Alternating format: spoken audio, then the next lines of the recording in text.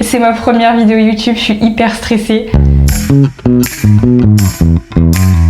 Coucou tout le monde, j'espère que vous allez bien. Aujourd'hui on se retrouve pour ma première vidéo YouTube. Je n'ai pas de script, je parle à ma caméra, c'est la première fois que ça arrive. Dans quelques jours, Charlie a 18 mois et je me suis dit que c'était enfin le moment de vous partager mes indispensables depuis sa naissance jusqu'à maintenant. Et surtout avant cette vidéo commence, n'hésite pas à t'abonner, à mettre un like et un petit commentaire.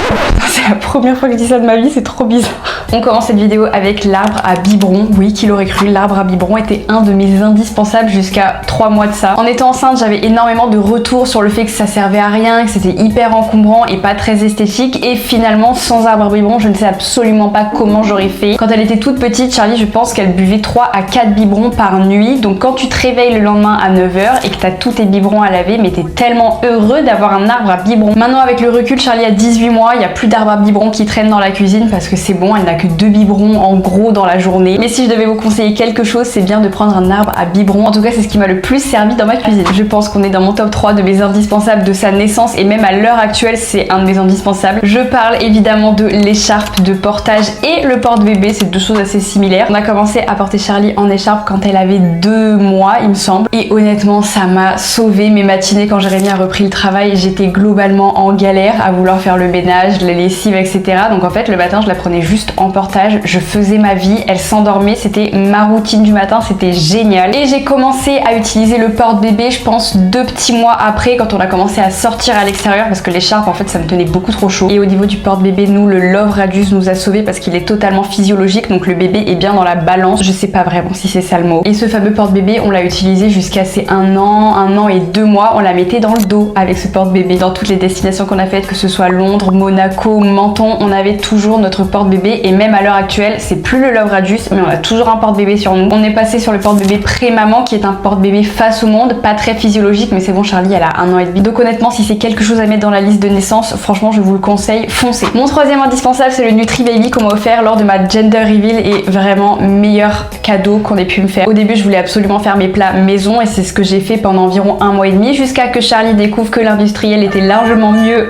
que mes plats à moi. Il fait hyper chaud. Mais ce fameux Nutri Baby m'a sauvée. Je chauffais mes légumes, je les mixais, je pouvais même faire plusieurs cuissons, plusieurs légumes séparés. Mais même en dehors de Charlie, quand nous on devait se faire des smoothies et qu'on n'avait pas de mixeur, on prenait juste celui du Nutri Baby et en 20 secondes on avait des smoothies. À l'heure actuelle, on l'utilise encore pour cuire les légumes de Charlie à la vapeur parce que je trouve ça tellement meilleur que dans l'eau. Et même quand il s'agit de nos repas, tout ce qui est brocoli, courgettes, on les fait à la vapeur avec le Nutri Baby de Charlie. Donc finalement, on a fait une pierre deux coups, c'est un très bon achat. Comment faire cette vidéo sans parler du tapis de motricité? Nous, c'était un tapis de motricité qu'on avait pris sur Amazon, il me semble bien. Charlie est un bébé qui est extrêmement actif et qui, au bout de 4 mois et demi, 5 mois, sortait de son tapis d'éveil. Donc on a très vite basculé sur le tapis de motricité. Ce tapis de motricité, on l'emportait de partout avec nous, à la plage, au parc, chez les parents, chez les grands-parents, partout où on allait, on avait ce tapis de motricité. Elle a même commencé à faire son 4x4 grâce à ce tapis parce qu'il était, j'arriverai pas à trouver le mot. Il avait une matière qui lui agrippait les pieds. Donc en fait, peut-être 3 semaines après avoir pris ce tapis de motricité, elle a commencé à faire du 4x4 à 6 mois et demi. Donc on était plutôt contente de cet achat. Là, on parle de mon indispensable à partir de 1 an puisque c'est la Toniebox. Toniebox, j'ai jamais su comment on le disait. On nous a offert cette fameuse Toniebox à Noël. On l'a pas utilisée tout de suite. Je crois qu'elle a commencé à l'utiliser à 14-15 mois. Mais une fois qu'elle a commencé à l'utiliser, on l'emportait de partout. On l'utilisait de 6 h du mat quand elle se réveillait jusqu'à 20 h qu'elle allait se coucher. C'était Toniebox non-stop partout où on allait. Je dis c'était parce qu'elle l'utilise un petit peu moins en ce moment parce qu'elle a fait un petit peu le tour de toutes ses Tony. Donc c'est à nous d'en racheter. Tout ce que j'adore avec la Toniebox, c'est qu'à l'heure actuelle, Charlie connaît plein de mots de Disney. Et en fait, c'est ce qui a vraiment commencé à éveiller ses sens et sa mémoire sur plein de Disney différents. Je trouve ça génial parce qu'il y a des musiques, des histoires. Elle peut taper sur les côtés de la Toniebox pour changer. Enfin bref, je trouve que c'est un des meilleurs cadeaux qu'on puisse faire à un enfant de 1 an et demi. Encore une fois, comment faire cette vidéo sans parler de nourriture? Parce que Charlie adore la nourriture, mais elle est extrêmement compliquée. Charlie, elle aime un yaourt 1 jour sur 3. Un jour, elle va l'aimer, le lendemain, elle va le détester. Et c'est ça pour absolument tous les aliments. C'est très compliqué. Et évidemment, les gâteaux y sont passés. Il y a une période où elle adorait les gâteaux Yves, elle les a détestés le lendemain. Et vraiment, quand elle les déteste, elle les déteste. Elle n'y touche même pas. C'est là qu'interviennent les gâteaux Kidilicious, les gâteaux qui m'ont sauvé ma vie, littéralement. En fait, c'est des gâteaux qui ont un peu la texture d'un hostie, je crois qu'on peut dire ça. Elle ne peut pas s'étouffer, ils sont hyper mous. Dès qu'elle le met dans la bouche, le truc se met à fondre. Donc en fait, il n'y a aucun danger pour le bébé. En plus de ça, il y a 0 sucre, pas d'arôme, etc.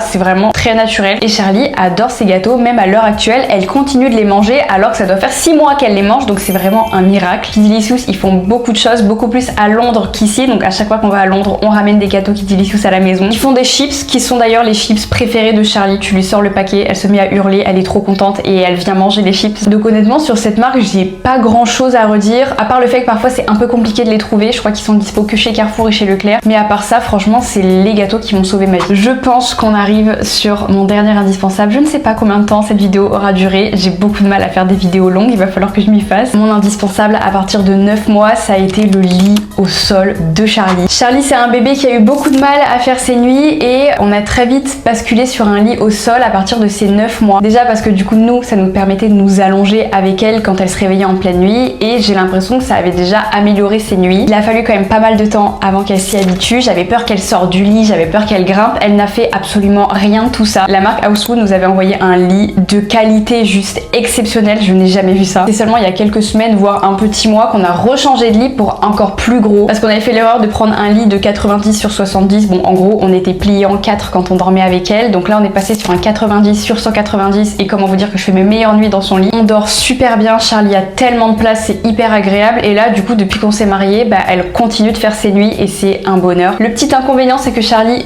sort du lit en fait en pleine nuit. Il y a des jours où on la retrouve sur le parquet en train de dormir. Me demandez pas comment elle fait. C'est juste le petit inconvénient, mais c'est parce qu'elle est encore petite. Vraiment, je ne sais pas comment elle fait. Le matin, elle est sur le sol. Mais en tout cas, c'est un lit que je vais garder très longtemps. Je ne sais pas quand est-ce que je vais changer pour un lit de grand bébé, mais pour le moment, j'ai vraiment le temps. Jusqu'à qu'elle aille à l'école, je pense qu'on restera sur le lit au sol. Écoutez, cette vidéo est déjà terminée. J'ai plus de batterie. La caméra va s'éteindre. Ça me met un coup de pression. Je suis très heureuse de vous retrouver sur cette nouvelle plateforme. À voir comment ça va évoluer. Évidemment que vous allez avoir des vlogs. Hein, je ne m'appelle pas Chloé pour rien. Encore une fois, n'hésitez pas à vous abonner, à mettre un petit commentaire en me disant ce que vous en avez pensé. Et moi, je vous fais de gros bisous.